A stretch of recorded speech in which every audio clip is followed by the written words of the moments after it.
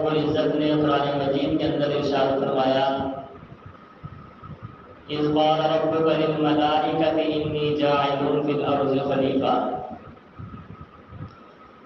کہ میں زمین کے اندر ایک خلیفہ بنانے والا ہوں، ایک خلیفہ پیدا کرنے والا ہوں۔ یہ فرشتوں سے اللہ رب العزت نے مشورہ لیا۔ فرشتے کہنے لگے کہ اللہ کو ایسی مخلوق بنائے گا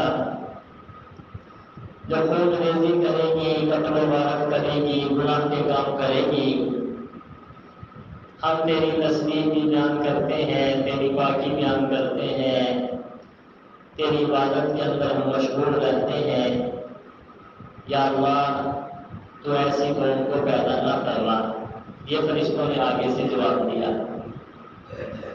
اللہ رب العزت نے فرمایا انی اعلم ما لا تعلمون، کہ میں جانتا ہوں اور تم نہیں جانتے۔ اللہ تعالیٰ نے حضرت آدم علیہ السلام کا پتلا بنایا اپنے ہاتھ کے ساتھ۔ قرآن مجید کے اندر آتا ہے کہ اللہ رب العزت نے جب حضرت آدم علیہ السلام کو بنانے کا ارادہ فرمایا تو فرشتے کو حکم دیا کہ آپ زمین پہ چلے جاؤ اور جتنی قسم کی مٹی ہے سب کو اٹھا کر لے کر آ جاؤ۔ جتنی مٹی کی قسمیں ہیں وہ ساری کی ساری تھوڑی تھوڑی لے کر آ جاؤ۔ فرشتہ آیا، اس نے زمین سے ہر قسم کی مٹی کو اٹھانا شروع کر دیا۔ کوئی سخت مٹی، کوئی نرم، کوئی چیکنی، کوئی سفید رنگ کی، کوئی سرخ رنگ کی، کوئی سیاہ رنگ کی۔ زمین کی جتنی قسمیں ہیں، مٹی کی جتنی قسمیں ہیں، تھوڑی تھوڑی اٹھا دی گئی اور ان کو جمع کر لیا گیا۔ سرور کائنات صلی اللہ علیہ وسلم نے فرمایا کہ مٹی کو جمع کرنے کے بعد اللہ نے اپنے ہاتھ کے ساتھ حضرت آدم علیہ السلام کو پیدا فرمایا۔ حالانکہ فرشتوں کو حکم دے سکتے تھے، لیکن اپنے ہاتھ کے ساتھ حضرت آدم علیہ السلام کا پتلا بنایا۔ وجہ یہ ہے تاکہ حضرت آدم علیہ السلام اور انسانوں کی عظمت جو ہے وہ سب پر نمایاں ہو جائے۔ اللہ تعالیٰ بعض چیزوں کی شان بڑھانے کے لیے اس کی نسبت اپنی طرف کر دیتے ہیں، جیسا کہ مساجد تو ساری ہی اللہ کی ہیں، لیکن بیت اللہ کے بارے میں فرمایا بیت اللہ، کعبۃ اللہ، اللہ کا گھر، حالانکہ گھر تو سب اللہ کے ہیں۔ اللہ تعالیٰ نے کعبہ کی نسبت اپنی طرف فرما دی کہ یہ اللہ کا گھر ہے تاکہ اس کی عظمت، قدر و منزلت لوگوں کے سامنے واضح ہو جائے اور اس کی عظمت سب سے زیادہ اونچی ہو جائے۔ حضرت صالح علیہ السلام کی اونٹنی کے بارے میں اللہ رب العزت ارشاد فرماتے ہیں ناقۃ اللہ، یہ اللہ کی اونٹنی ہے۔ حالانکہ دنیا میں جتنی اونٹنیاں ہیں، جتنے اونٹ ہیں، ان سب کا مالک کون ہے بھائی؟ اللہ۔ لیکن حضرت صالح علیہ السلام کی اونٹنی کی نسبت اپنی طرف فرما لی ناقۃ اللہ، یہ اللہ کی اونٹنی ہے، تاکہ اس اونٹنی کی عظمت لوگوں کے دلوں میں بیٹھ جائے اور اس کی عزت اور زیادہ لوگوں کے دلوں میں ہو جائے۔ اللہ رب العزت نے فرشتے کو حکم دیا کہ زمین کی ہر قسم کی تھوڑی تھوڑی جتنی بھی زمین کی قسمیں ہیں، مٹی کی قسمیں ہیں، تھوڑی تھوڑی اٹھا کر لے کر آؤ۔ فرشتہ آیا، مٹی کو اٹھایا، اللہ رب العزت کے سامنے پیش فرما دیا۔ پھر اللہ رب العزت نے اپنے ہاتھ مبارکہ کے ساتھ حضرت آدم علیہ السلام کا پتلا بنایا تاکہ اس کی عظمت ساری کی ساری مخلوقات کے سامنے ظاہر ہو جائے کہ حضرت انسان کی جو ابتدا ہے، جو اللہ رب العزت نے حضرت آدم سے فرمائی ہے، اور آدم کو خود اللہ تعالیٰ نے اپنے ہاتھ سے پیدا فرمایا۔ اللہ تعالیٰ نے حضرت آدم علیہ السلام کا پتلا بنانے کے بعد جنت کے دروازے کے باہر رکھ دیا۔ ابھی روح نہیں ڈالی تھی، ابھی زندگی ان کو نہیں ملی تھی۔ فرشتے آتے، حضرت آدم علیہ السلام کو دیکھتے، چلے جاتے۔ انسان کو اللہ رب العزت نے ایسا بنایا ہے کہ یہ اندر سے کھوکھلا ہے۔ آپ دیکھیں گے کہ ہڈیوں کے اندر کچھ نہیں، پیٹ کے اندر کچھ نہیں، منہ کے اندر منہ خالی ہے، دماغ کے اندر کچھ نہیں، بس اندر سے خالی ہے، باہر سے بھرا ہوا لگتا ہے۔ فرشتے آتے، حضرت آدم علیہ السلام کو دیکھتے، چلے جاتے۔ حدیث پاک میں آتا ہے کہ شیطان نے بھی چکر لگایا۔ شیطان نے حضرت آدم علیہ السلام کا جو پتلا جنت سے باہر رکھا ہوا تھا، شیطان نے چکر لگایا اور خوب اچھے طریقے سے معائنہ کیا۔ دیکھنے کے بعد کہتا ہے کہ اللہ ایسی مخلوق کو بنائے گا جو اپنے آپ کو سنبھال نہیں سکے گا۔ کیوں؟ یہ اندر سے خالی ہے، یہ اپنے آپ کو سنبھال نہیں سکے گا اور جلد میں اس کو گمراہ کر دوں گا۔ اللہ تعالیٰ نے فرشتوں کو حکم دیا کہ حضرت آدم علیہ السلام کو سجدہ کرو۔ قرآن مجید کے پہلے سپارہ کے اندر یہ واقعہ مذکور ہے۔ تمام کے تمام فرشتے سجدے میں گر گئے سوائے شیطان کے۔ شیطان کہنے لگا کہ میں تو اس کو سجدہ نہیں کرتا۔ اب یہاں پہ اللہ رب العزت کا حوصلہ بھی دیکھیے اور شیطان کی بدماشی بھی دیکھیے۔ اللہ تعالیٰ قادر مطلق ہے، نیست نابود کر دیتے۔ اس کی کیا مجال کہ وہ اللہ کے سامنے بات کرے، دلائل دے کہ میں تو آدم کو سجدہ نہیں کرتا۔ لیکن اللہ رب العزت کا حوصلہ دیکھیے کہ اللہ رب العزت نے کہا جا تجھے قیامت تک کے لیے میں نے چھوڑ دے دی۔ اور ساتھ یہ بات بھی ارشاد فرمائی جو تیرے ہیں وہ میرے نہیں ہو سکتے اور جو میرے ہیں وہ تیرے نہیں ہو سکتے۔ اللہ تعالیٰ نے یہ بات ارشاد فرمائی کہ میرے بندوں کو تو گمراہ نہیں کر سکے گا، جتنا زور لگا لینا۔ سارے کے سارے فرشتوں نے سجدہ کیا، کلہم سب کے سب سجدے میں چلے گئے الا ابلیس مگر شیطان۔ قرآن مجید کہتا ہے ابا واستکبر وکان من الکافرین، انکار کیا اور تکبر کیا۔ اللہ تعالیٰ نے پوچھا شیطان تو اس کو سجدہ کیوں نہیں کرتا؟ آگے سے دلیل دینے لگ گیا، قرآن مجید کے اندر مذکور ہے خلقتنی من نار وخلقتہ من طین،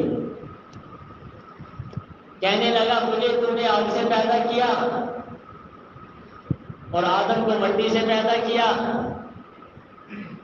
لہذا آگ کا رتبہ زیادہ ہے اور مٹی کا رتبہ کم ہے، میرا رتبہ زیادہ ہے، آدم کا رتبہ کم ہے، میں تو اس کو سجدہ نہیں کرتا۔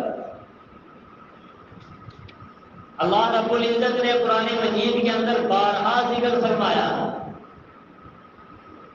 کہ شیطان انسان کا کھلا دشمن ہے۔ اللہ تعالیٰ نے شیطان کو حضرت آدم علیہ السلام کی وجہ سے قیامت تک لعین اور مردود قرار دیا۔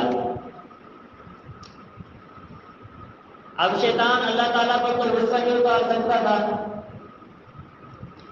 اس نے اپنی سارا کا سارا زور حضرت آدم علیہ السلام اور اس کی اولاد کو جہنم میں پہنچانے کے لیے لگایا ہوا ہے۔ اس کے ذہن میں یہ بات آئی کہ میں اللہ رب العزت کو کچھ نہیں بگاڑ سکتا، آدم کی وجہ سے مجھے دھتکارا گیا، آدم کی وجہ سے مجھے جنت سے نکالا گیا، آدم کی وجہ سے مجھے قیامت تک لعین اور مردود قرار دیا گیا، تو اس نے حضرت آدم کے ساتھ بھی دشمنی رکھ لی اور اولاد آدم کے ساتھ بھی دشمنی رکھ لی۔ قرآن مجید کے اندر اللہ تعالیٰ فرماتے ہیں شیطان نے یہ بات کہی کہ میں ضرور آؤں گا، دائیں طرف سے بھی بائیں طرف سے بھی آگے سے بھی پیچھے سے بھی میں ضرور انسان پر حملہ کرنے کی کوشش کروں گا۔ اللہ تعالیٰ نے سورۃ یاسین کے اندر بھی اس بات کو ذکر فرمایا الم اعهد الیکم یا بنی آدم الا تعبدوا الشیطان انه لکم عدو مبین وان اعبدونی ھذا صراط مستقیم ولقد اضل منکم جبلا کثیرا افلم تکونوا تعقلون۔ اللہ تعالیٰ قرآن مجید میں فرماتے ہیں الم اعهد الیکم یا بنی آدم اللہ تعبدوا الشیطان، کیا ہم نے بنی آدم سے یہ وعدہ نہیں لیا کہ شیطان کی عبادت نہ کرو؟ انہ لکم عدو مبین، یہ تمہارا کھلا دشمن ہے۔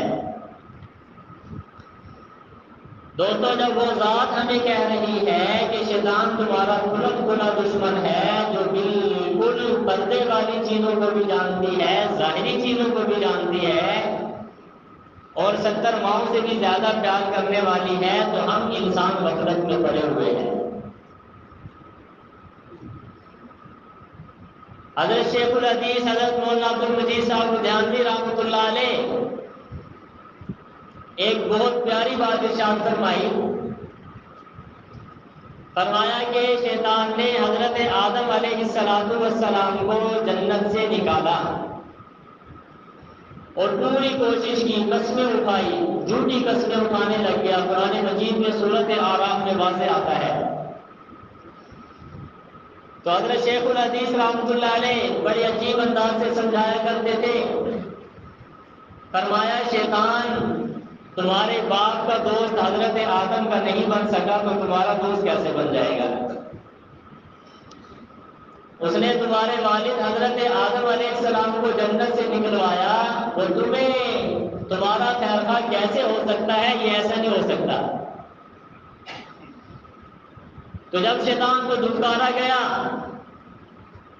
تو شیطان کہنے لگا کہ یا اللہ مجھے مہلت دے دے قیامت کے دن تک، میری زندگی لمبی ہونی چاہیے۔ پھر وہی بات آپ حضرات کی خدمت میں عرض کرتا ہوں کہ شیطان کی بدماشی دیکھیے اور اللہ رب العزت کا حوصلہ دیکھیے۔ ہر چیز میں قدرت والی ذات۔ شیطان کے خالق بھی کون ہے بھائی؟ اللہ تعالیٰ۔ ہمارے خالق بھی کون ہے بھائی؟ اللہ تعالیٰ۔ پوری کائنات کو پیدا کرنے والی ذات کون ہے بھائی؟ اللہ تعالیٰ۔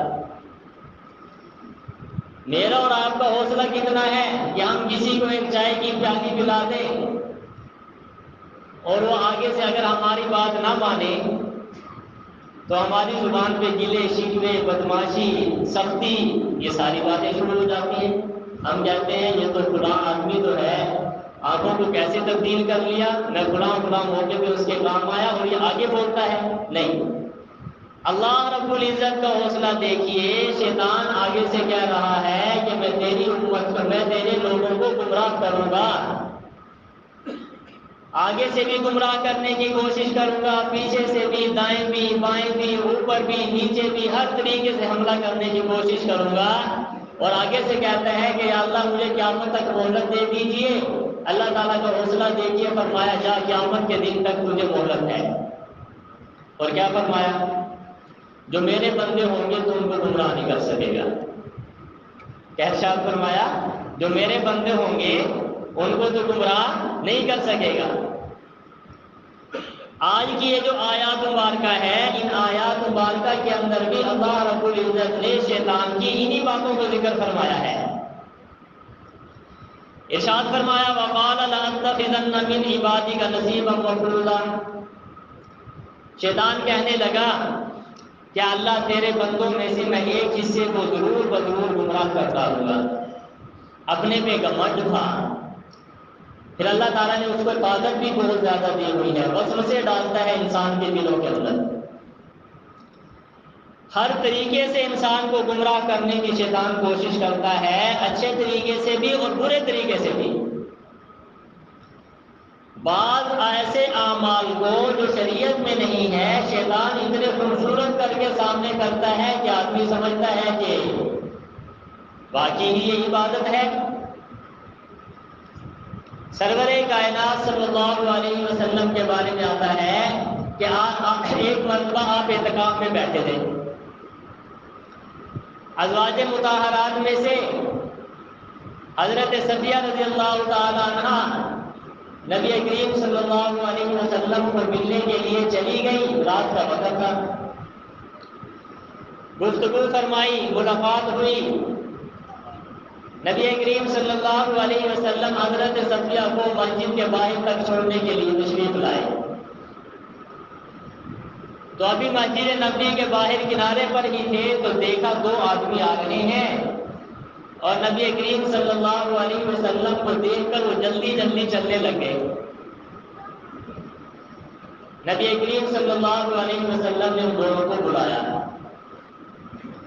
اور فرمایا کہ یہ میری بیوی صفیہ ہے، کبھی تمہارا خیال کہیں اور چلا جائے، یہ میری بیوی کون ہے بھائی؟ صفیہ ہے۔ وہ دو آدمی کہنے لگے کہ اللہ کے نبی، ہمارا تو خیال بھی نہیں جاتا کہ ہم آپ کے بارے میں اس قسم کی بات سوچیں۔ نبی کریم صلی اللہ علیہ وسلم نے فرمایا کہ شیطان انسان کے جسم میں خون کی جگہ پہ دوڑتا ہے، جیسے انسان کے جسم میں خون دوڑتا ہے شیطان بھی ایسے ہی دوڑتا ہے۔ مطلب کہنے کا یہ ہے کہ کوئی موقع بھی جانے نہیں دیتا، کوئی موقع بھی ہو تو وہ ضرور انسان کے دل میں وسوسہ ڈالنے کی کوشش کرتا ہے۔ اس روایت کے اندر سے ہمیں دو سبق مل گئے۔ پہلا سبق تو یہ ہے کہ ہمارے ساتھ شیطان ہر وقت موجود ہے، اور اس کی پناہ کس وقت ہوگی، اس سے بچت ہماری کس وقت ہوگی، جب ہم شیطان سے بڑے دوست کے ساتھ دوستی لگائیں گے۔ بات سمجھیں، دنیا میں ایک آدمی کی کسی کے ساتھ دشمنی ہو جائے تو بچت کے لیے اس دشمن سے بڑا دوست تلاش کرنا پڑتا ہے، پھر ہی بچت ہوگی نا۔ ایک آدمی کی دشمنی ہے شہر کے بڈیرے کے ساتھ، اور وہ کسی مزدور طبقے کے ساتھ دوستی لگا لے تو کیسی بچت ہوگی؟ برابر کا آدمی ہو یا برابر کا دوست ہو یا اس سے بڑا دوست ہو، پھر آدمی دشمن سے بچ سکتا ہے۔ علماء نے لکھا ہے کہ شیطان ایسا دشمن ہے جو ہمیں نظر بھی نہیں آتا۔ قرآن مجید کے اندر اللہ تعالیٰ ارشاد فرماتے ہیں کہ شیطان اور اس کا لشکر تمہیں دیکھ رہا ہے، تم جو ہے شیطان کو اور اس کے لشکر کو نہیں دیکھ رہے ہو۔ ہمیں کبھی شیطان نظر آیا؟ اس کے لشکر بھی جو چیلے ہیں وہ بھی ہمیں نظر نہیں آتے۔ جو دشمن نظر آ رہا ہو اس سے بچنا بالکل آسان ہے، مقابلہ بھی آسان ہے، اور جو دشمن نظر نہ آ رہا ہو وہ دشمن بھی خطرناک ہے، اور اس سے بچنا بھی کیا ہے بھائی؟ بہت زیادہ مشکل ہے۔ اب جب شیطان ہمارا ایسا دشمن ہے جو نظر نہیں آ رہا، اس کا لشکر ہمیں نظر نہیں آ رہا، اس کے پاس طاقتیں بھی اللہ تعالیٰ نے سب دے رکھی ہیں، تو پھر ہمیں دوستی بھی ایسے ذات سے لگانی پڑے گی جو مجھ سے بڑھ کر ہے، وہ اللہ رب العزت کی ذات ہے۔ جب آدمی اللہ سے دوستی لگا لیتا ہے تو پھر شیطان کے حملے اس انسان پر اثر انداز نہیں ہوتے۔ اسی لیے تو علماء نے لکھا ہے کہ جب قرآن مجید کی تلاوت کی جائے تو پہلے کیا پڑھا جائے؟ اعوذ باللہ من الشیطان الرجیم، میں اللہ کی پناہ میں آتا ہوں شیطان مردود سے۔ پناہ کا معنی ہوتا ہے اوٹ لینا، سہارا لینا۔ جیسے ہم کہتے ہیں کہ کسی کے پیچھے دشمن لگا ہوا ہے، اب وہ آدمی بھاگتا بھاگتا کسی دیوار کے پیچھے چھپ جائے تو کیا کہتے ہیں؟ ہم نے دیوار کے پیچھے چھپ کر پناہ لی، یا ہم نے دیوار کی پناہ لی، مطلب ہے چھپ گیا اور میری بچت ہو گئی۔ قرآن مجید اللہ کی عظیم کتاب ہے، اور اس کو شروع کرنے سے پہلے شیطان پورا زور لگاتا ہے کہ کہیں ایسا نہ ہو کہ اللہ کے ذکر میں یہ آدمی مشغول ہو جائے اور اس کے دل سے گناہوں کا میل دھل جائے، تو پوری کوشش کرے گا اس کو قرآن سے دور کرنے کی۔ اسی لیے علماء نے لکھا ہے کہ قرآن مجید شروع کرنے سے پہلے اعوذ باللہ من الشیطان الرجیم پڑھ لو، تاکہ اللہ کی پناہ میں آ جاؤ، اللہ کی اوٹ میں آ جاؤ۔ تو جب انسان اللہ کی پناہ میں آ جاتا ہے پھر شیطان اس پر اثر انداز نہیں ہو سکتا۔ تو اس حدیث مبارکہ میں دو سبق ہیں۔ نمبر ایک تو شیطان ہمارا دشمن ہے، اس سے بچنا ہے، اور دوسرا سبق یہ ہے کہ جہاں پر کوئی جائز کام ہی کیوں نہ ہو، لوگ اس کے اندر شبہ میں پڑ سکتے ہو، یعنی شبہ ہو کہ لوگ اس کے بارے میں غلط فہمی کا شکار ہو جائیں گے، تو وہاں پہ اس نیکی کا کام کرنے والے کو چاہیے کہ وہ اپنی وضاحت کے ساتھ بات کر دے کہ میرا کام کا مقصد یہ ہے، میری بات کا مقصد یہ ہے، تاکہ لوگ خامخواہ بدگمانی کے اندر مبتلا نہ ہو جائیں، جیسا کہ سرور کائنات صلی اللہ علیہ وسلم نے وضاحت فرما دی۔ تو اللہ تعالیٰ فرماتے ہیں، شیطان نے اللہ رب العزت کو یہ بات کہی، وَلَأُضِلَّنَّهُمْ وَلَأُمَنِّيَنَّهُمْ وَلَآمُرَنَّهُمْ، البتہ میں ان کو ضرور گمراہ کروں گا، وَلَأُمَنِّيَنَّهُمْ، ان کو آرزوئیں دلاؤں گا۔ شیطان کہہ رہا ہے، اے اللہ تو نے آدم کو کی وجہ سے مجھے دھتکار دیا، اب میں ان کو کیا کروں گا؟ گمراہ بھی کروں گا اور امیدیں دلاؤں گا، خامخواہ کی امیدیں۔ انسان امیدوں کی وجہ سے بہت زیادہ نیک اعمال چھوڑ دیتا ہے۔ لمبی امیدیں انسان کو خراب کرنے والی ہیں، اور لمبی امیدیں ہی انسان کو آخرت بھلا دیتی ہیں۔ مختصر امید ہو، لمبی امیدوں کی وجہ سے انسان کا دنیا بھی خراب ہوتی ہے اور آخرت بھی خراب ہوتی ہے۔ وہ کیسے؟ ایک آدمی امید لگا کے بیٹھ جاتا ہے کہ میں نے تو اب نوکری لگوں گا، پھر جا کے اتنا اچھا محل بنا لوں گا، پھر جا کے اس کی گاڑی بھی لے لوں گا، ہے اور مقدر میں ہونا۔ اب آپ سوچیں کہ وہ کتنا پریشان ہوگا۔ زندگی بے سکونی ہو جاتی ہے لمبی امیدوں کی وجہ سے، آخرت تباہ ہو جاتی ہے لمبی امیدوں کی وجہ سے۔ جب امید آدمی باندھ لیتا ہے تو پھر حلال حرام کو ختم کر دیتا ہے۔ اس کا ٹارگٹ ہوتا ہے کہ میں نے وہاں پہنچنا ہے، چاہے حلال طریقے سے پہنچو یا حرام طریقے سے پہنچو۔ اسی لیے سرور کائنات صلی اللہ علیہ وسلم نے سکون کی زندگی گزارنے کا بہترین طریقہ ارشاد فرمایا دنیا میں اپنے سے کم درجے کے لوگوں کی طرف دیکھو، دین میں اپنے سے اونچے درجے کی طرف دیکھو۔ اللہ تعالیٰ نے آپ کو مکان دیا ہے تو آپ جھوپڑی والے کو دیکھ لو، شکر کی کیفیت پیدا ہو جائے گی، یا اللہ اس کو تو جھوپڑی ہے اور میرے پاس مکان ہے۔ اللہ تعالیٰ نے آپ کو اچھا لباس دیا ہے تو پھٹے ہوئے والے کی طرف دیکھ لو۔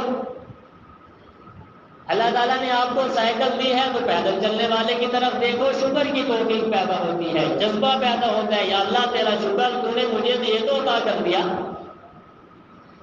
حضرت شیخ سعدی رحمۃ اللہ علیہ کمال درجے کے انسان تھے۔ فرمایا میں نے دمشق کی جامع مسجد کے اندر جمعہ پڑھا، جمعہ پڑھ کے باہر نکلا تو کوئی میرے جوتے اٹھا کے لے گیا۔ حضرت شیخ رحمۃ اللہ علیہ فرماتے ہیں میں جمعہ پڑھ کے باہر نکلا، جوتے موجود نہیں تھے، میری زبان پہ گیلا جاری ہو گیا کہ میں نے جمعہ بھی پڑھا ہے اور جوتے بھی کوئی اٹھا کے لے گیا۔ فرماتے ہیں یہی الفاظ میری زبان پہ جاری تھے، میں بازار میں گیا تو میں نے ایک آدمی کو دیکھا اس کے پاؤں ہی نہیں ہے، فوراً اللہ کے شکر کی توفیق ہوئی کہ یا اللہ تیرا شکر، جوتا نہیں ہے تو پاؤں تو ہے نا۔ سرور کائنات صلی اللہ علیہ وسلم نے سکون قلب کا جو نسخہ ارشاد فرمایا ہے وہ یہ ہے، دنیا میں اپنے سے کم تر لوگوں کو دیکھو۔ اللہ نے آپ کو صحت دی ہے تو آپ بیمار کو دیکھو، آنکھیں دی ہیں تو نبینے کو دیکھو، کان دیے ہیں تو بہرے کو دیکھ لو، ہے بھائی، شکر کی توفیق پیدا ہوگی، یا اللہ تیرا شکر، یوں محسوس ہوگا کہ سارا کچھ ہمارے پاس ہے۔ اور دین کی طرف کس کو دیکھو بھائی؟ اوپر والے کو، یہ فلاں آدمی تہجد گزار ہے، فلاں کے بچے عالم دین ہیں، فلاں کے بچے حافظ قرآن ہیں، فلاں آدمی نیکی کی طرف زیادہ رغبت کرتا ہے۔ فرمایا اس سے انسان کی زندگی بالکل پرسکون ہو جائے گی۔ ہم نے اپنے حالات کو الٹ کر لیا، دین کے معاملہ میں کم سے کم درجہ، دنیا کے معاملہ میں اونچا سے اونچا درجہ۔ تو شیطان نے یہ بات کہی کہ وَلَا أُمَنِّيَنَّهُمْ، اے اللہ میں ان کو آرزوئیں دلاؤں گا، امیدیں لگا دوں گا۔ وَلَا آمُرَنَّهُمْ فَلَيُبَتِّكُنَّ آذَانَ الْأَنْعَامِ، میں ان کو حکم دوں گا کہ یہ جانوروں کے کان کاٹ دیں۔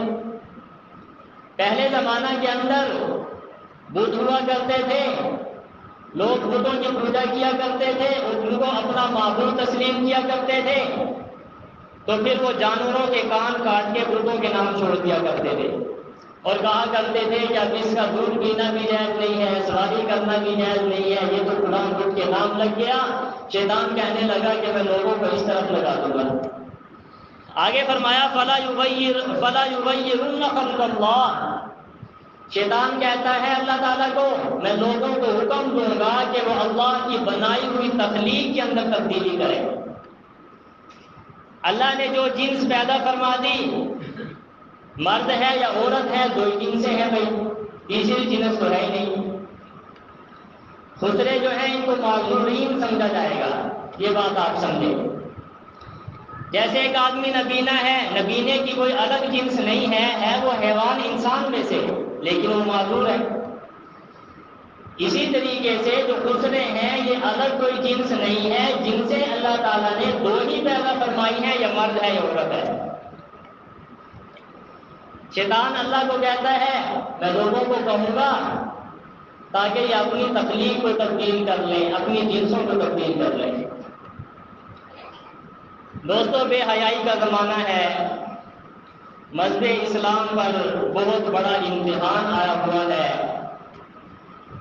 شریعت کے ہر حکم کا مذاق اڑانا عام سے عام بنتا چلا جا رہا ہے۔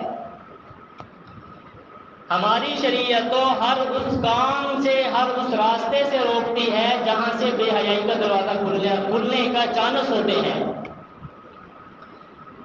نبی کریم صلی اللہ علیہ وسلم نے منع فرمایا کہ دو آدمی ایک بستر پہ نہ لیٹے، دو عورتیں ایک بستر پہ نہ لیٹیں۔ دیکھیں ایک آدمی ہے، جوان ہے، دو عورتیں ہیں، لیکن اکٹھا لیٹنے سے بے حیائی کا دروازہ کھل سکتا ہے۔ سرور کائنات صلی اللہ علیہ وسلم نے منع فرما دیا۔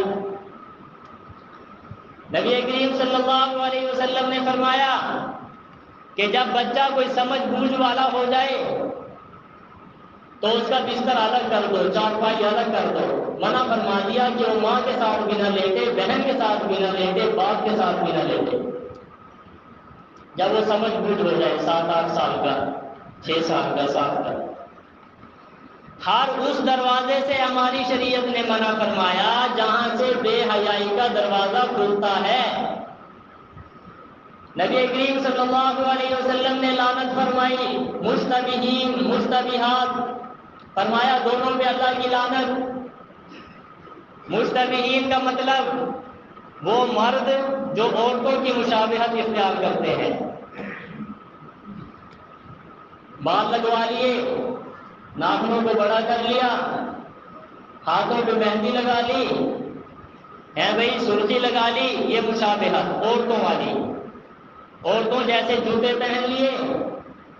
سرور کائنات صلی اللہ علیہ وسلم نے ان مردوں پہ لعنت فرمائی ہے جو مرد عورتوں جیسی مشابہت اختیار کرتے ہیں، اور ان عورتوں پہ لعنت فرمائی ہے جو مردوں جیسی مشابہت اختیار کرتے ہیں۔ ہماری شریعت نے ہمیں یہ سبق دیا ہے کہ ہر وہ چیز جو اللہ نے انسان کی بنا دی ہے، چہرہ ہے، انسان کا لباس ہے، اگر مرد ہے تو مرد بن کے رہے، عورت ہے تو وہ عورت بن کے رہے۔ مرد عورت بننے کی کوشش نہ کرے اور عورت مرد بننے کی کوشش نہ کرے۔ جو ایسا کریں گے ان پر اللہ کی لعنت ہے۔ کیا کیا جائے، کس مسئلے پر روشنی ڈالی جائے؟